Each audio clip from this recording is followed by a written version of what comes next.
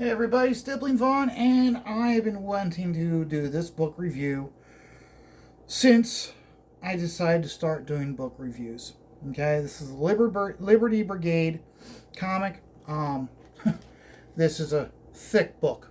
Okay, this isn't a comic book. This is a trade paperback right off the bat.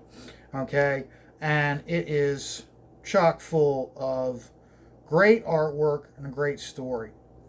But to do a good review of this, um, it doesn't actually start with this book itself. Okay, it actually starts with my first introduction to mystery men, and that was the All Star Squadron. When I got this book, this is the very first issue of the All Star Squadron I got, and when I got this book, I didn't know who any of these characters were, but they looked really cool, and more importantly, they they didn't look like they could they didn't look like they're too powerful that I couldn't relate to them because they were uh, essentially enhanced humans, and they weren't too powerful. um, they were right up my course of alley. I've never been one to really really look towards like the Thors and the Supermans and the Wonder Womans and the uh, Silver Surfers. Those characters just never appeal to me. They never have. Still don't. When I want a good story, lots of times it goes towards these type of characters who don't have really extensive superhuman powers. Um, it takes place in World War II, and all the characters, even the characters that we're talking about here with the Justice Society of America disbanding and joining the army. These guys, I didn't know anything about these guys, but they're relatively like unknown. And of course, it's taking place in World War II, not just by the dialogue, because your villain is a Nazi character. He has the swastika on his costume. This is not, I am not endorsing the swastika or the Nazi party. Okay, this is a symbol of evil. Okay, I that when I went to college in the early '90s, I had the opportunity after I took my anthropology class. The teacher was teaching the anthropology class. He was also teaching another class called Hitler Nazi Germany. I took the class because of the teacher. He was a very good teacher, is very good at keeping you engaged. Even though his almost the entire class was him doing lecture upon lecture, but he really drove home why uh, the Nazi Party was able to take control of Germany and why we ended up having World War II. Um, Anybody who shies away from World War II because of a symbol, you're robbing yourself of an education of what happens when a one person and a small political party uh, have the ability to control and hijack an entire country. The people in Germany, by and large, they didn't necessarily like Hitler, but with what the country had gone through, uh, he was putting people to work and he was giving people what they wanted, even though the end result was horrible. But enough with the history lesson. We're going to get back to this. And that being, of course, our primary villain is a Nazi character.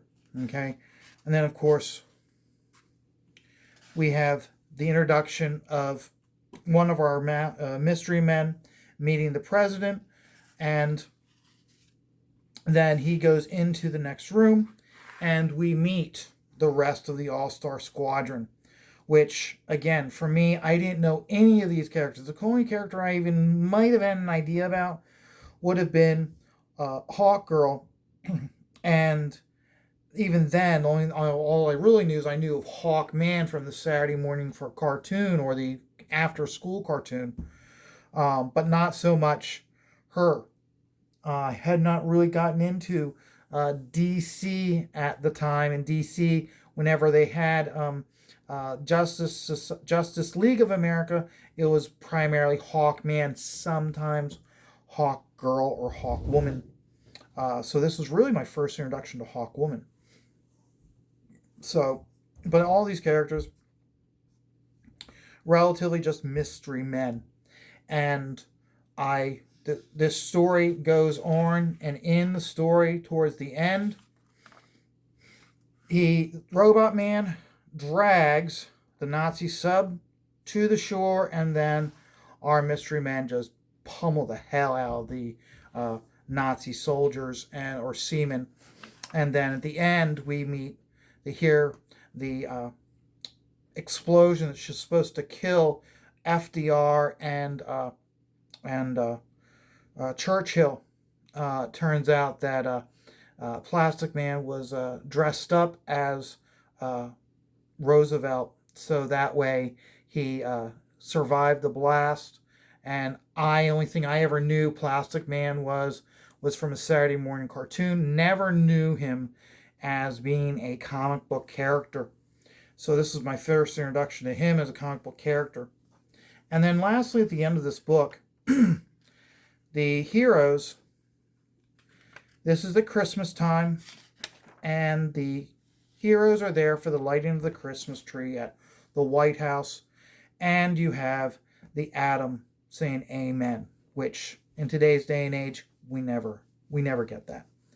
But the big thing about this book, okay, the primary thing is the whole purpose of the superhero team was they were meant to be there to protect a small amount of mystery men were supposed to be defending the coast of the United States from German saboteurs while our young soldiers fought over in Germany. And throughout the book, they were always like instilling respect for our young men that were serving overseas, and they're always talking about the importance of war bonds and basically an overall patriotic theme, which today's day and age, let's be honest, when was the last time Captain America was patriotic to representing the United States to the world? Same thing with Superman. The people in charge of Marvel and DC, they don't believe in these things, which is a shame because we need them now more than ever. So, at any rate, so this is my first introduction to Mystery Men. Now, the characters of the Liberty Brigade, first time I was introduced them was when Alex Stevens was doing work for Dynamite Press. And here, when he was doing it, he did a series of drawings, and this was in the, I want to say, like between maybe like 2008 and 2012 maybe is when he did these books, and then I got them around 2015 probably. And you take a look at these beautiful paintings of him, and all these characters they weren't licensed out. They didn't have to worry about the licensing. There is these are public domain characters.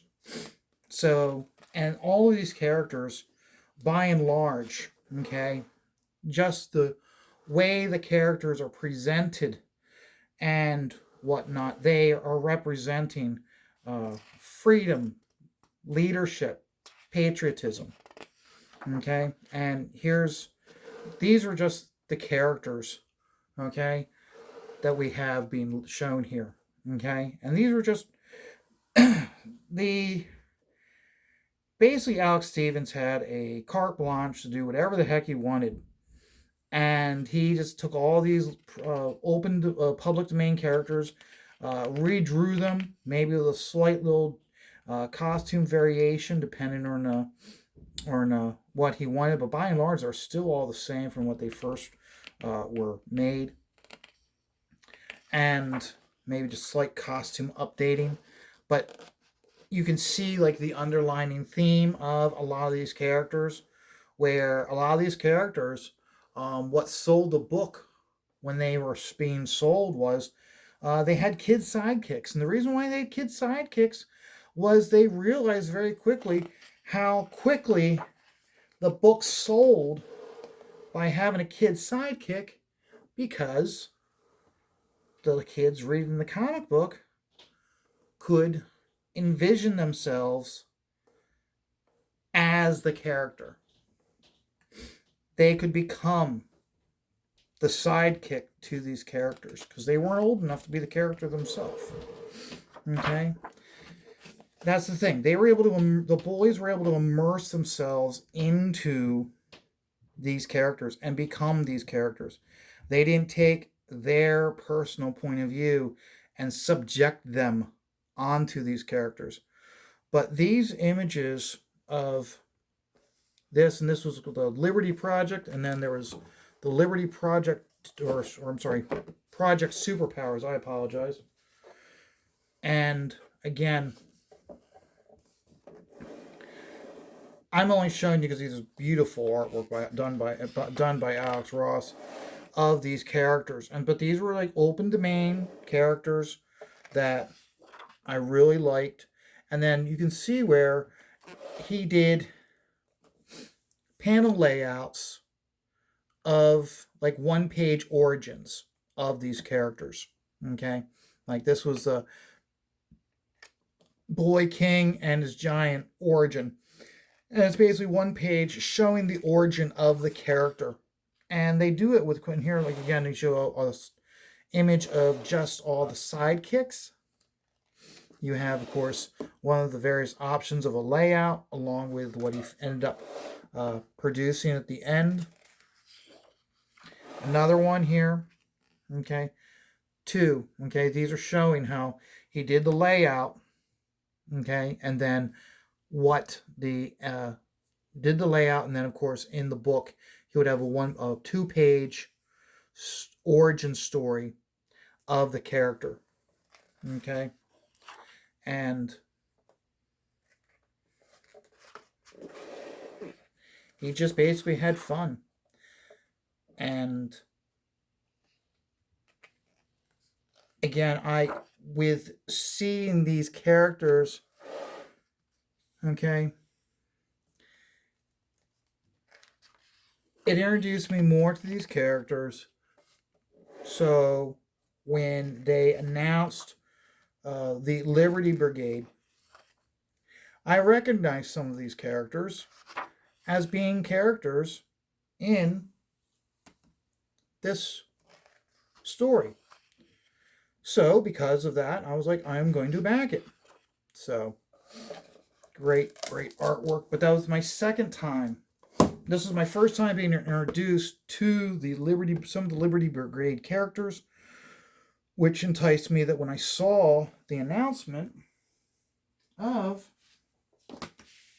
the Liberty Brigade at the Baltimore Comic-Con 2018, I decided I wanted to back it. Now, let's fast forward after they made the announcement. That was 2018. The book finally comes out. Well, within that year of it coming out, DC Comics, they do an issue of The Flash. Okay? And The Flash goes into the past, into to fight World War II. Okay? And I'm sorry. You take a look at this, and here we go. Bring it up close to you guys. So instead of drawing swastikas to represent the most evil form of government and human this world has ever seen, When I say this world, I don't mean the world of comic books. I mean the world that we are in. Okay? Instead of showing that symbol to continue to reinforce that this was the most evil government and group of people in the entire world, DC is cucked. And instead, they'll just make up a little birdie character to represent the Nazi Party. So, once again, thanks a lot. And you wonder why I won't buy your books anymore. So, now on to the Liberty Brigade. Okay? When I got this book, okay, I thought I was just backing the book. Maybe I did just back the book, but because of, most likely I suspect because of so many delays, what I ended up getting was the Liberty Brigade 0, the source book, the villains files, and the heroes files. Now, before we go into all these books, okay, I want to start with the Liberty Brigade. The Liberty Brigade 0. It's pretty quick that you can tell that they pretty much, for me, in my personal opinion, they just took promo pieces to promote that it was going to be on Kickstarter, and they just put it in here to just show, kind of like filler. Okay, it gave you and these were pretty good because it gave you teases of these characters that were public domain, of the characters that they were creating specifically for this book, and of course some origin of other characters. And there really is, you don't necessarily need any of this, read this at all to follow along.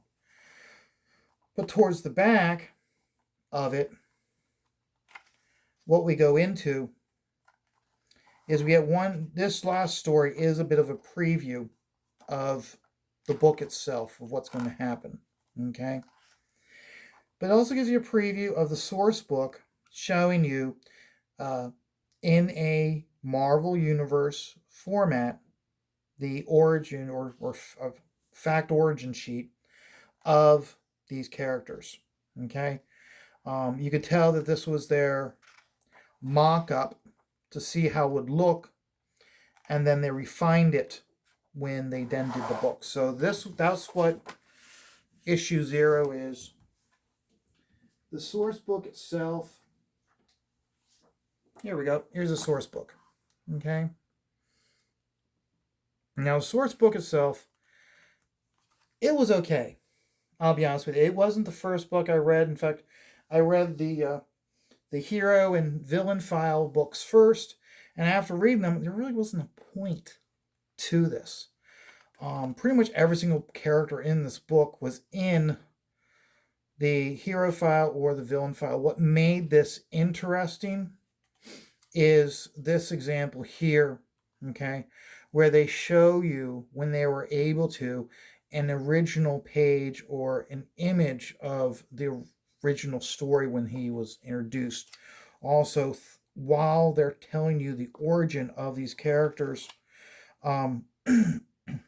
it gives you dates as reference points while you're reading the origin. Okay, the one I'll give you here is the example is the eagle, and it goes into the history of the character. Okay, how he came up with his superpower, his history as a hero, including how back when they first had comics, and this was before the Comics Code Authority, because remember, this is 1940s, this is not the 1950s.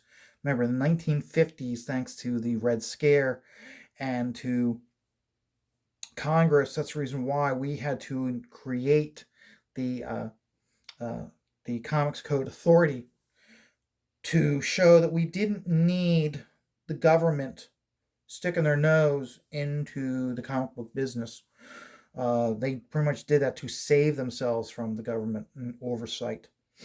But in the 1940s, there was no Comics Code Authority, and examples like the Eagle here, there were times where he killed villains, or they took actions against villains that weren't considered heroic. But overall, I really don't think this was necessary at all. Not when everything was done through these two books. Okay, these two books were really good. I'm going to go through a couple of the hero files and a couple of the villain files. Okay, the very first thing I want to show you guys, near and dear to me, I've always been a huge George Perez fan. So, right there, guys. This book right here may just very well contain the very last piece of sequential art by George Perez. So it makes this book pretty darn important to me.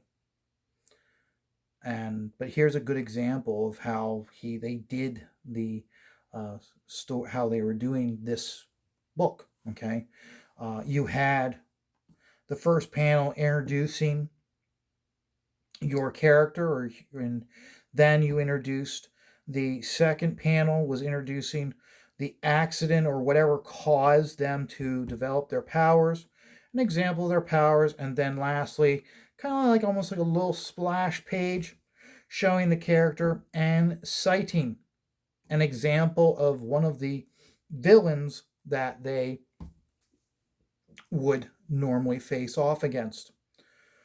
What I really liked about not just the hero book, but also the villain book, was almost all the heroes introduced into this book are in our Liberty Brigade story, but not all of the villains. Okay, so let's keep that in mind. Okay, so Minnie and Ritty, okay, they were shrunk down to doll size. Okay, Minnie and Ritty are in the book. Is the puzzler? He maybe he is, maybe he's not. Okay, but not all of these characters are in the book. Not all these villains, I should say, that they introduce here are in it. Okay. Another good example of this is, I'm just going through, and you can see without me saying anything how, like here, okay, without even reading this, and I haven't read this, okay, woman and man on a cruise ship gets attacked, it survives, she repurposes her outfit to be a part of her costume as she fights the bad guys. Okay, here's another one. Why I'm pointing this one out is this is Kevin Mcguire. We have Keith Giffen, and of course we've got Jerry Ordway. So, but this is just a good example of how they go through and they spotlight the heroes and give you a potpourri of different villains. Again, some villains are in the story, some are not. Okay, and then we go through the exact opposite here with the villains files. And it's done the same way. Okay, each page is one page. Okay, giving you a brief origin with a splash page showing the villain fighting the hero. Some of these heroes are in the book, some of them are not. And this, again, here's the perfect example, okay? I didn't recall. This is about the Deathless Brain, okay? That's the name of the villain, the Deathless Brain. And two of the characters he fought was the Flying Dutchman and the Unknown Soldier. Off the top of my head, I do not believe I saw them in the book. If they were, they weren't prominent as a main character in it. But still, it was interesting. I found this doing a much better job of introducing you to the different characters, along with at the very bottom, it shows you where they're in the comic book title, the issue, and the year in which they first made their appearance. So I thought, again, this does a very good job. One thing I saw every once in a while, this is a good example, okay? We've got our villain who dies. His brain gets transplanted into the head of an ape. He comes mad. He's pissed off and he kills the doctor that did it. Okay? His name's the Gargoyle. But look how they do his name. Okay? It's in small type. Okay? But yet the Mad Hatter and the Avenger, okay, are in large type. There's no Mad Hatter listed here. Mad Hatter should be like that. Gargoyle should be like that. There are slight things like that which you could say I'm nitpicking or I'm stretching. But remember, I mean, it's you put out a lot of money for this and you're excited to get it. So some ways it's one of those where it's like you want to get the best, especially if it took this long for the book to come out, for there be errors like that. So, okay. But still, overall, I prefer this format as opposed to the source book. Okay, the source book, it really didn't do anything for me. I don't feel like it's one of those like, oh, I am so glad I got this. It's one of those like, oh, okay, I got it. These were exciting to get. These I'm glad I got, and I hope that they do more of these in the future, as opposed to more of that source book. Okay, so we've got that pretty much covered. Now let's get on to the main event. That main event, of course, is the Liberty Brigade. Like I said, I loved it. Okay, it takes place during World War II. The overall theme, a lot of the characters were patriotic. They have some type of red, white, and blue set up to them. Barry Keatson and Ron Friends did the pencils, and the inks over Barry Keatson was Mick Gray, and over Joe Friends was Joe Rubenstein.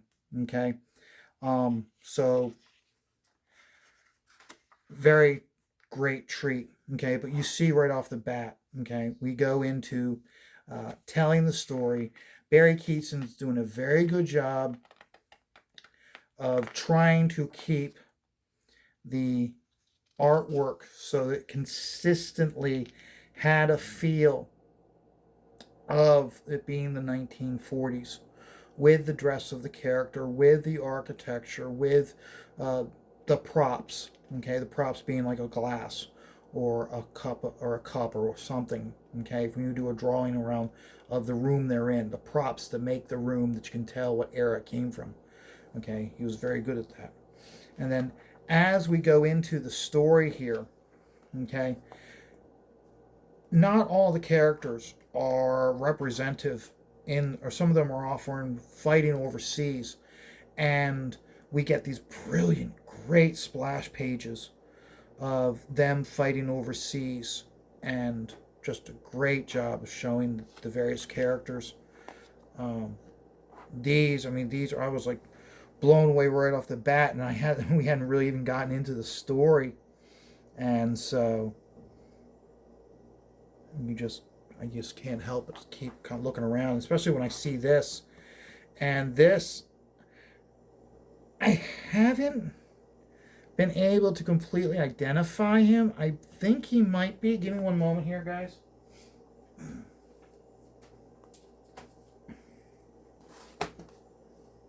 Okay, you tell me.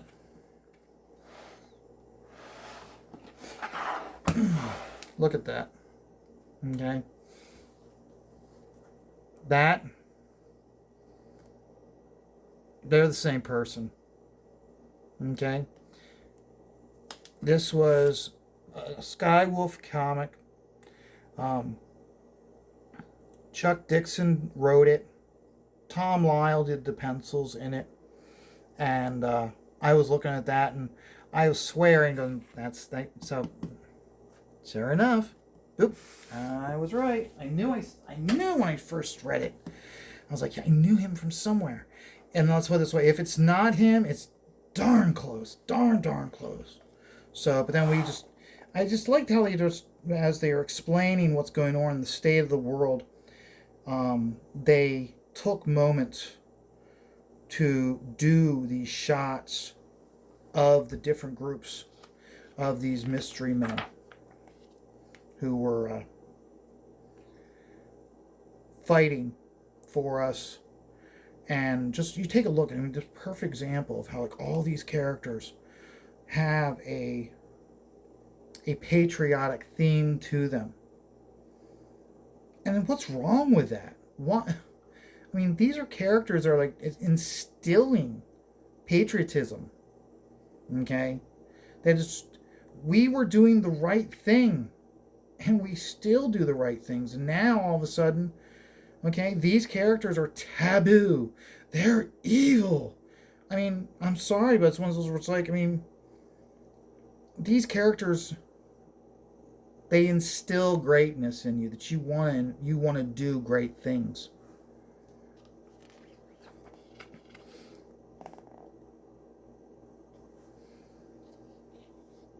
Like I said, I think Barry just did a great job. Okay? I don't care what anybody says.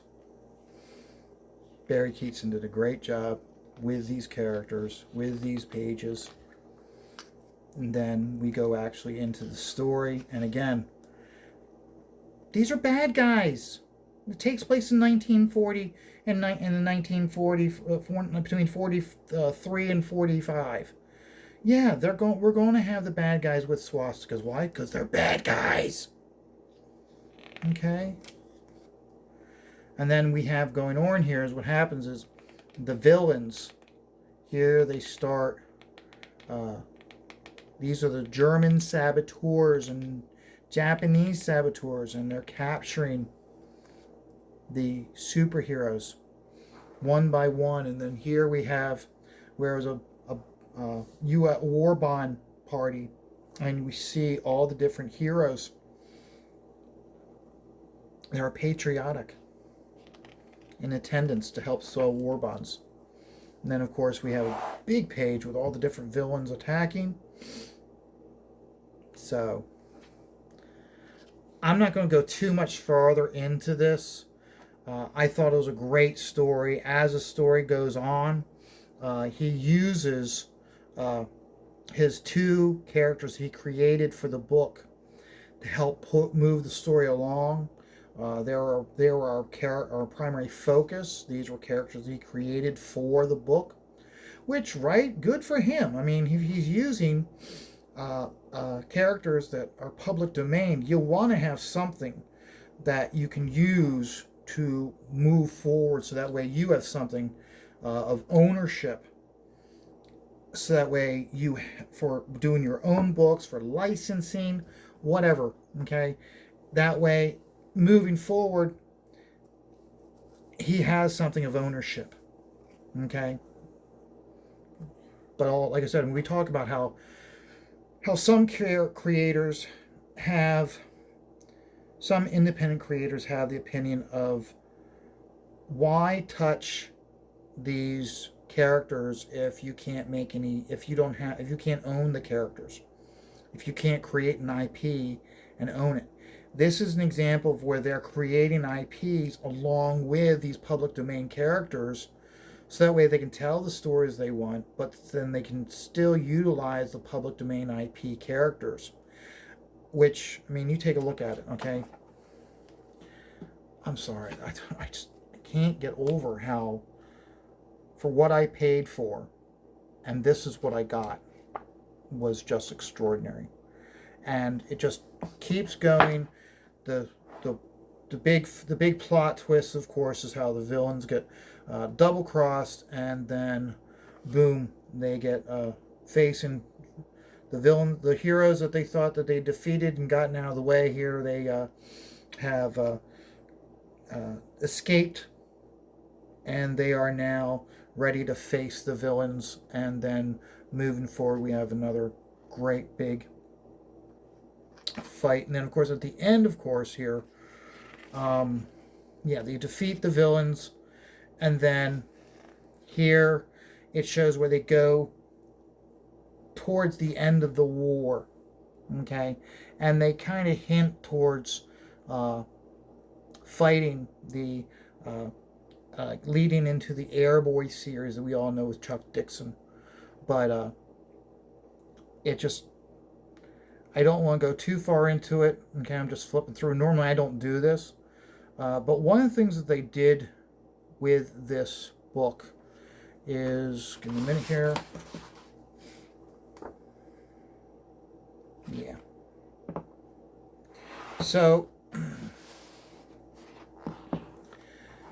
they said that this is the writer, okay, Michael Finn, and he's saying that he's going to have more work coming moving forward. He's going to have more work, okay. It's going to have art by Doug, Ron, and Barry. But he's saying how they learned valuable lessons from this first campaign, and that they're now going to make certain that the book is completely finished before they begin the campaign. And I think about the fact that there's some creators out there who are looking at other campaigns and are going by this route. One perfect example is Billy Tucci, Mr. Teen Sensation. His goal is to have his next book completely ready to go to printer before he launches the campaign. The campaign he's got going on right now is a reprint of the first. I know it's like 500, like over 500 pages or 600 pages, but it's reprints of his original stuff from the very beginning. So he's doing that now, and some creators are waiting until they fulfill before they launch a new campaign, and some creators they're making certain that they create a deadline, that they meet the deadline that they create when they first launch, and they're proving that they can launch a campaign without any work being done other than the promotional work, and they will meet the expectations of the backers. Now with this book, because it took, like I said, okay,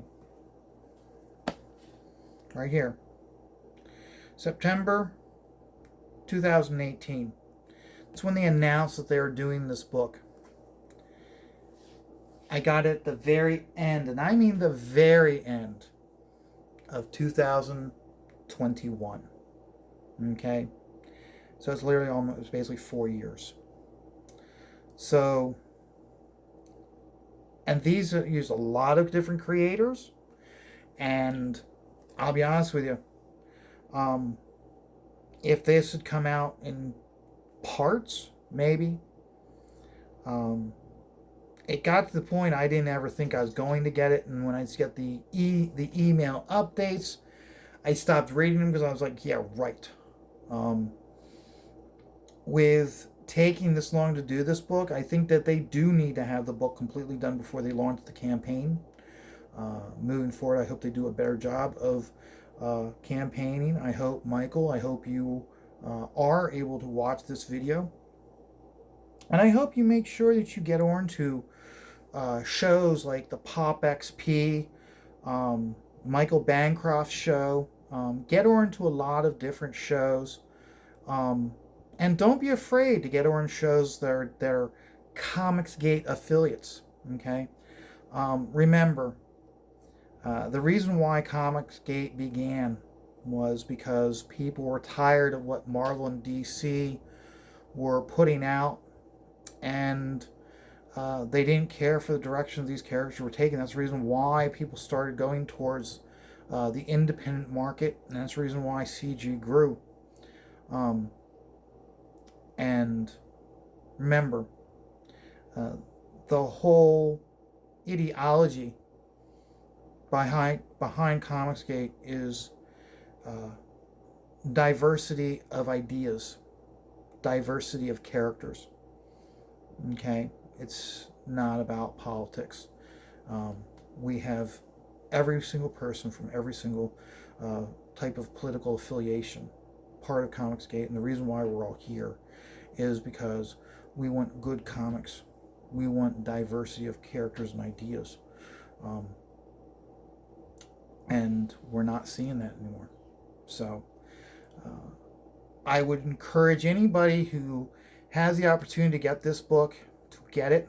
The last piece of criticism I would give you guys is something you guys may not be able to see. See how it's got this, when the light reflects off of it, it's got this pebbled look. Okay, in the dark areas. Okay, the book is pebbled. It's got a texture to it, and as a result, when you go in there, it almost looks like dirt and dust has gotten into the crevices. And I would honestly, Mike, with the next time you go shopping, I would advise you not to go with this type of a cover. I just don't care for it all. I can tell you that this is definitely going to be one of those books, not just this book,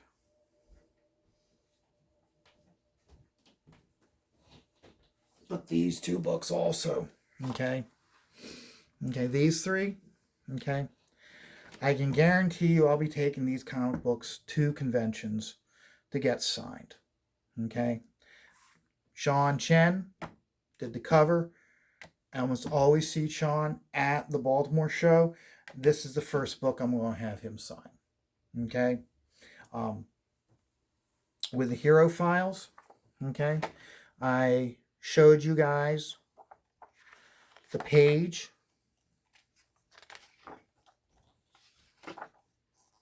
Come on, where are you? Oh. Where are you? Come on, there we go.